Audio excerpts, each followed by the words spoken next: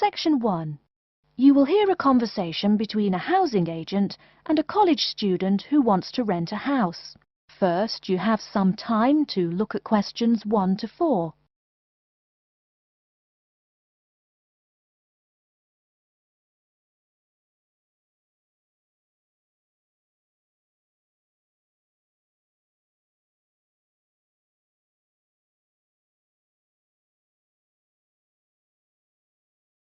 You will see that there is an example which has been done for you. On this occasion only, the conversation relating to this will be played first. Good afternoon and welcome to Habitat Hunters. You must be Joseph. Yes, that's right. You said on the phone that I could come by at 2 o'clock. Sorry, I'm a little early. No problem at all. In Calgary's market, you have to move fast if you want a good apartment. Actually, I'd settle for almost anything. I've been here 10 days and the hotel is ruining me. My father has me on a strict budget. Sit right down here now, sir. Let's talk a little about the places before we go have a look. Now, we have 4 apartments available. Okay. Could you tell me more about those 4 apartments? Sure. The first one is on Beetle Road, just a block off campus. It's a 3-bedroom with a bathroom and a living room and a great Italian restaurant right next to it. The agent says that the first apartment is a 3-bedroom apartment with a great Italian restaurant right next to it. So, restaurant has been written in the space. Now we shall begin. You should answer the questions as you listen, because you will not hear the recording a second time. Listen carefully and answer questions 1 to 4. Good afternoon and welcome to Habitat Hunters. You must be Joseph. Yes, that's right. You said on the phone that I could come by at 2 o'clock. Sorry, I'm a little early. No problem at all. In Calgary's market, you have to move fast if you want a good apartment. Actually, I'd settle for almost anything. I've been here 10 days and the hotel is ruining me. My father has me on a strict budget. Sit right down here now, sir. Let's talk a little about the places before we go have a look. Now, we have 4 apartments available. Okay. Could you tell me more about those 4 apartments? Sure. The first one is on Beetle Road, just a block off campus. It's a 3-bedroom with a bathroom and a living room and a great Italian restaurant right next to it. How much? Well, it's $435 a month, including internet and utilities. Okay, that sounds reasonable. Any drawbacks to the house? There's a really big garden, but it hasn't been taken care of over the years and is just too big to clean up nicely. That sounds okay. Tell me about the next option. The other 3-bedroom apartment is on Oakington Avenue on campus. It is right near the building where you have classes, and the kitchen and living room are newly furnished. Wow, that sounds like a pretty good option. Well, it is a cool apartment, but since it's a dormitory, the living room, bathroom, kitchen and washing machine are all shared. It would be nice not to have to buy living room furniture, though. And how much is this one? $400 per month for a bedroom with an air conditioner. For a bedroom without an air conditioner, you would pay less, $340 for it. Yikes, even with the air conditioner it sounds really inconvenient to have to share facilities. I'll never cook if I have to walk down the hall to use the kitchen. Yeah, that's true. Before you hear the rest of the conversation, you have some time to look at questions 5 to 10.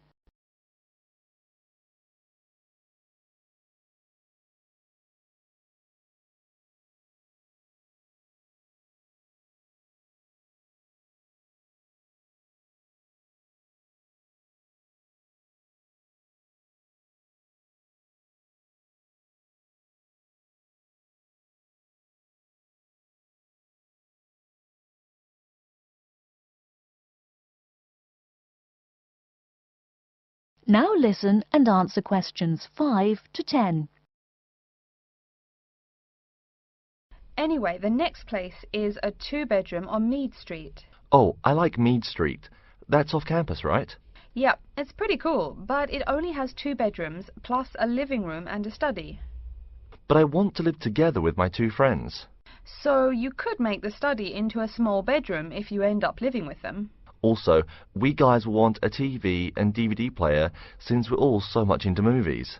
Well, this place has a great TV and VCR, but no DVD player. No DVD? That's so weird. Are any other facilities provided? As you said, weird enough, it also comes with a wash basin. Is there a washing machine? I think we need that more than just a wash basin.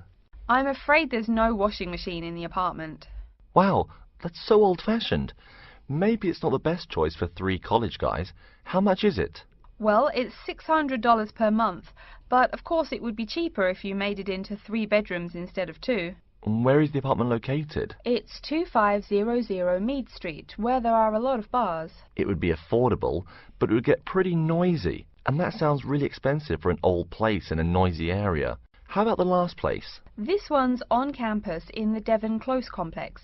It's a 1-bedroom, so it will be a little quieter than the Mead Street place. 1 bedroom, huh? That could be good for focusing on my studies. What else does it have? It comes with a living room and a study, and includes a really nice lamp in the study that has a bunch of different settings. You know what else is cool?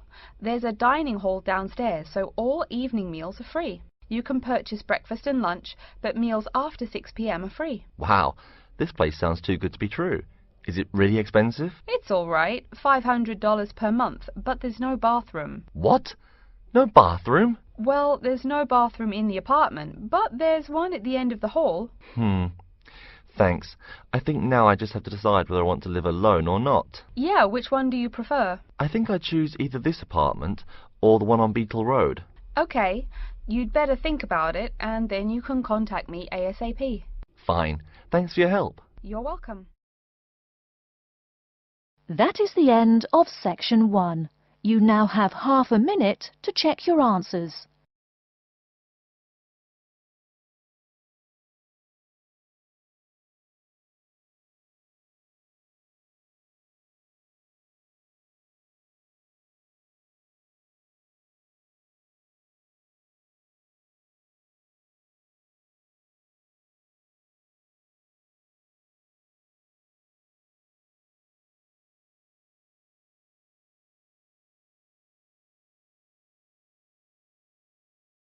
Now turn to section 2. Section 2. You'll hear a talk about the waste collection in Baltimore. First, you have some time to look at questions 11 to 15.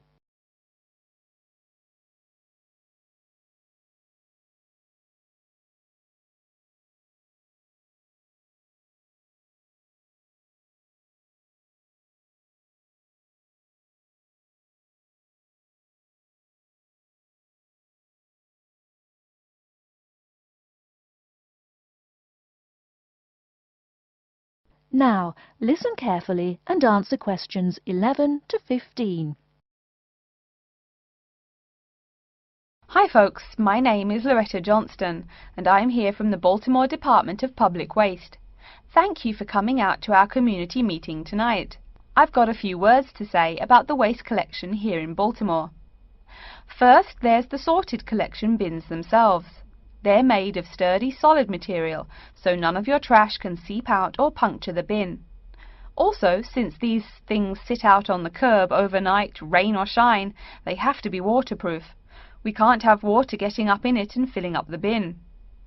Remember to pay attention to which bin is which, and sort your waste accordingly.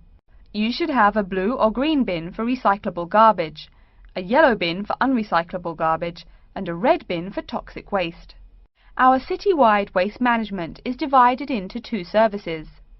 The first is commercial waste collection, or trash collection from buildings. The majority of building waste is paper, which goes in the blue or green bins. You'll notice in your office buildings there are signs that warn you not to overfill these bins. All that paper adds up, and an overflowing bin is infinitely harder for collectors to carry to the truck and empty. Aside from paper, another large source of building waste is metals. Metals such as tin and aluminium can be put in the yellow recycle bins, but metals like lead and copper should be disposed of in the red bins.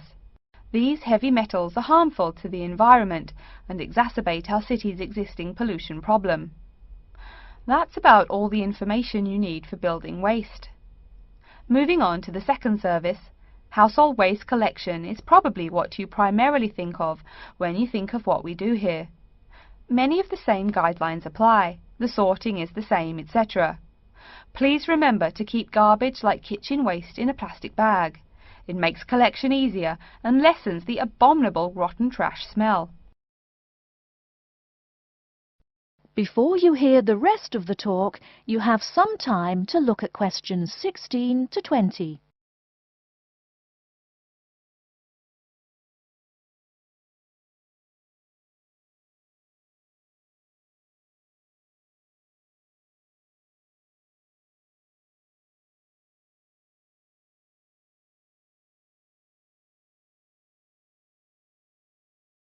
Now listen and answer questions 16 to 20.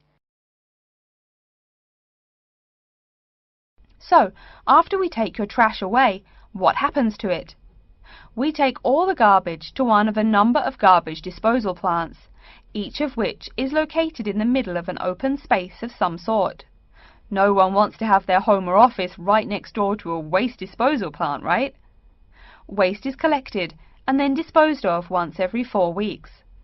A lot of trash can build up in that time, so we're in the process of developing a plan to fund collection more frequently.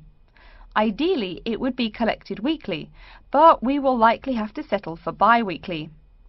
The garbage trucks make their rounds to clear the bins at night in order to avoid traffic. I'm sure you've seen how much waste your own household produces in a given week. Now imagine all the trash produced by all the households in Baltimore. It's a lot, right? It may surprise you that this amount is only marginal compared to commercial waste. Yep, the main waste producers are actually businesses, industrial facilities, retail and offices. Hard to believe humans produce that much waste, right? No wonder we have pollution problems. Anyway, after all incoming waste is sorted, recyclables are sent to a recycling plant, while garbage and toxic waste are transported to their respective areas of the plant for treatment. Items such as stones, which should not be disposed of in our bins, are separated out and discarded. Once the trash has undergone the treatment process, it is compacted and disposed of with all the other trash. And finally, when the landfill space is full, it is buried deep underground, and in time, something new is built on the land. That's everything about waste collection. Thank you for listening. Are there any questions? That is the end of section 2. You now have half a minute to check your answers.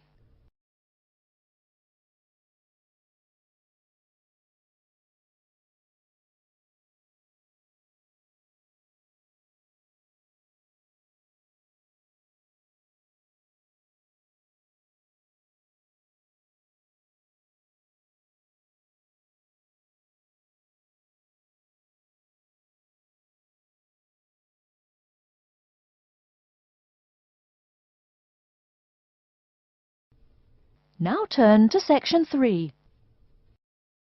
Section 3. You will hear a student called Julie talking to her classmate named Ricky about a new essay that Professor Johnson assigned. First, you have some time to look at questions 21 to 24.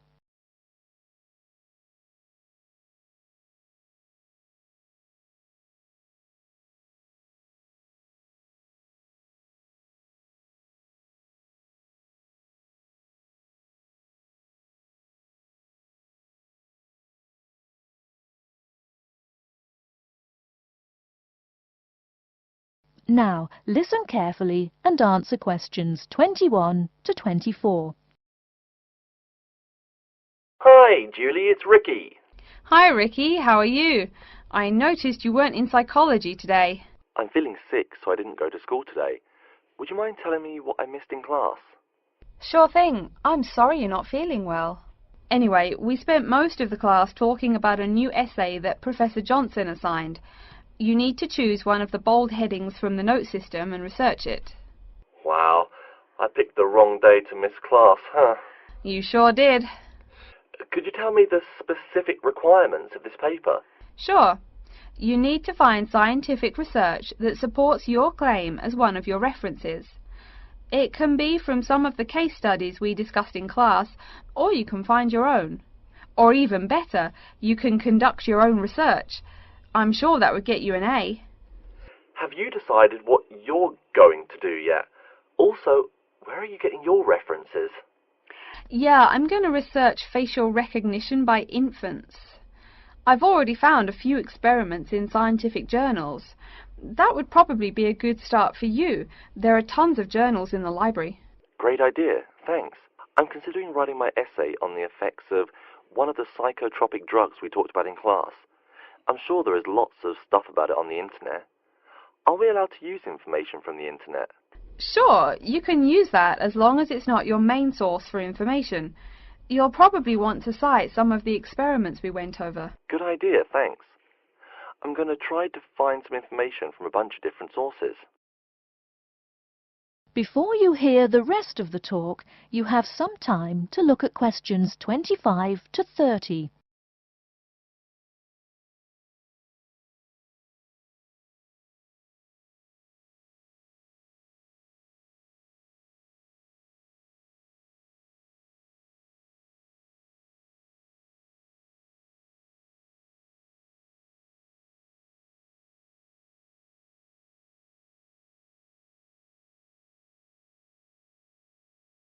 Now listen and answer questions 25 to 30. Are there any specifications on how the essay should be written? Yeah, Professor Johnson wants it double-spaced. It should be between 6 to 10 pages long. 6 to 10 pages? That's so much. Oh, it's going to take forever. I know, the whole class groaned when he said that. Anyway, you also need to put the title in italics and... Wait, each section heading or just the main heading? Only the main heading should be in italics. I think section titles are supposed to be in the same format, but maybe in bold. You'll have to check that in class next time. Oh, okay. So I take it that the report has to be typed, since there are so many requirements. What are the other formatting requirements? Yep, it's got to be typed. Aside from that, there are still a few more specifications. You should number each page. Make sure it goes up in the top right corner. Okay, I'll make sure to write that down. I always forget to number the pages. Do we need to title and date each page too? You need the shortened title on every page, but no need to include the date. That should just be on the cover page. Okay, thanks. No problem. Also, make sure the margins are 3.25 pixels wide. What? I'm not even sure how to do that. Oh, it's okay, I can show you. It's really easy. I think that's all the directions he gave us. A lot of formatting requirements, but we have the freedom to research many things that we like, so that's good. Oh, I almost forgot. Remember to put down your ID number on your report. Thanks so much for your help. I'll see you in class Monday. No problem. Glad I could help. See you later. That is the end of section 3. You now have half a minute to check your answers.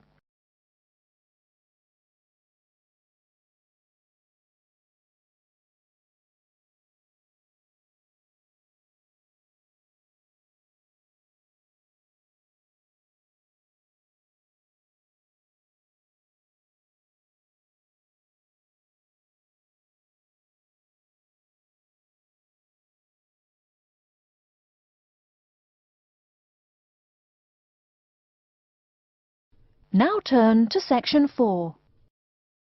Section 4. You will hear a lecture on environmental science. First, you have some time to look at questions 31 to 40.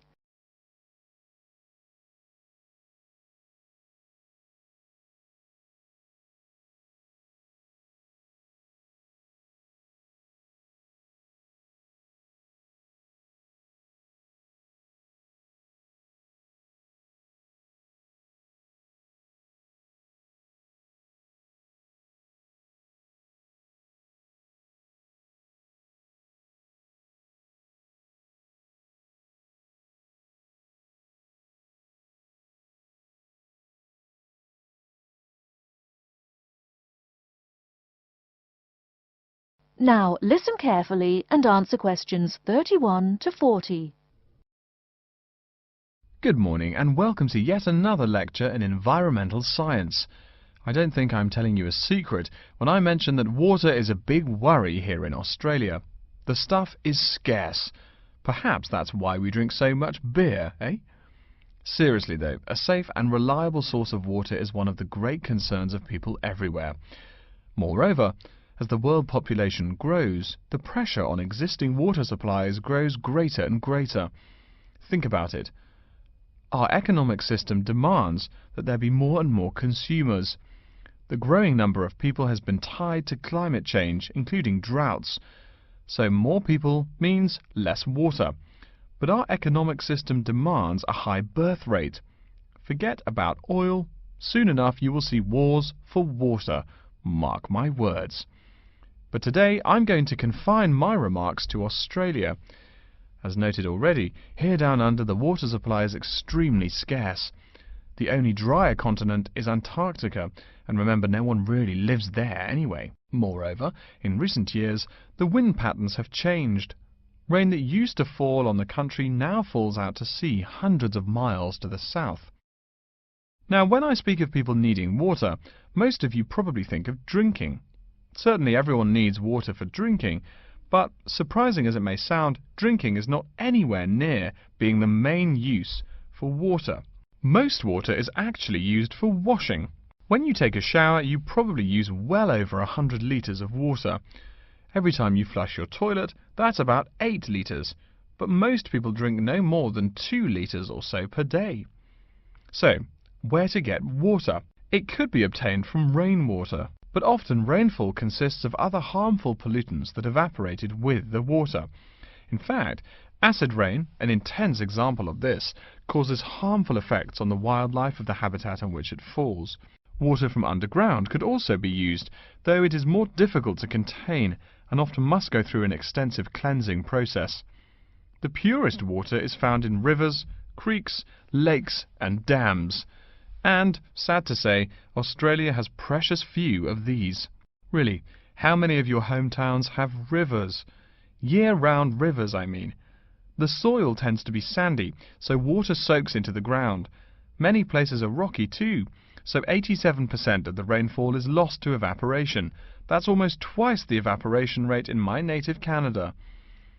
Speaking of rain, we already heard how rainfall is diminishing here in Oceania.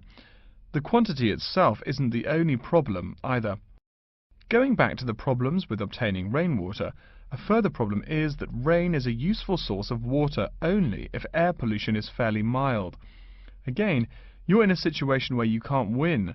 You need water where most people live. People tend to build cities where rainfall is adequate, but then modern cities tend to feature polluted air, which renders the rain far less easily usable. Okay, let's take a look at the table here. You'll see it showing the relative pollution of rainfall in the world's cities. The more people, the dirtier the rain. This is becoming a huge concern for people in the West, who want their water to be pure and safe. Though reliable drinking water is important everywhere, the concern in the West is reflected in all the government regulations and political campaigns aimed at solving this problem. In contrast, there are not as many demands made on the governments in Asian and African cultures to improve the water, as their focus is on other issues. Now, whatever the source of water, we can never afford to forget that all water is highly vulnerable to contamination. Whether we're getting it from the ground, from bodies of water or rainfall, it is susceptible to a variety of toxins. In fact, that's why we clean it before using it. Water carries with it filth and dirt. This problem shows up in a number of different ways. As humans and all other animals need water to survive, it's no surprise to us that one of the most important domestic uses of water is for drinking. Yet, if you have old-fashioned lead pipes, you may slowly be poisoning yourself by drinking that nice clear water. The industrial pollution, farm chemicals and leaky landfills are well-known sources of contaminants as well. So what is being done to ensure we Australians a safe and steady supply of drinking water? There are a lot of initiatives that make admirable efforts to remedy this issue.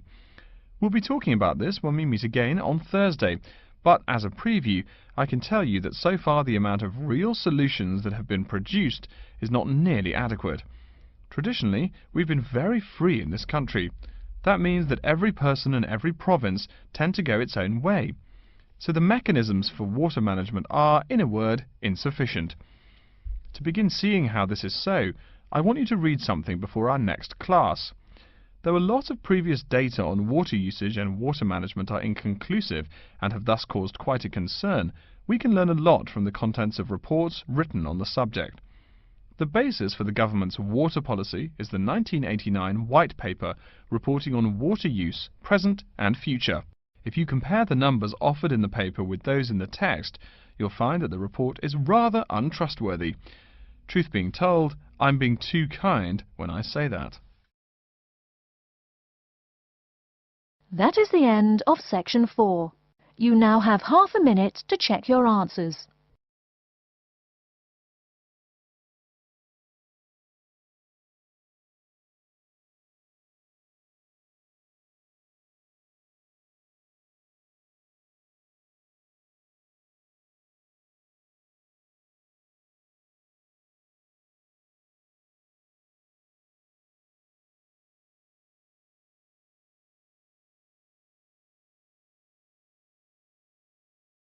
That is the end of the listening test. In the Ielts test, you will now have 10 minutes to transfer your answers to an answer sheet.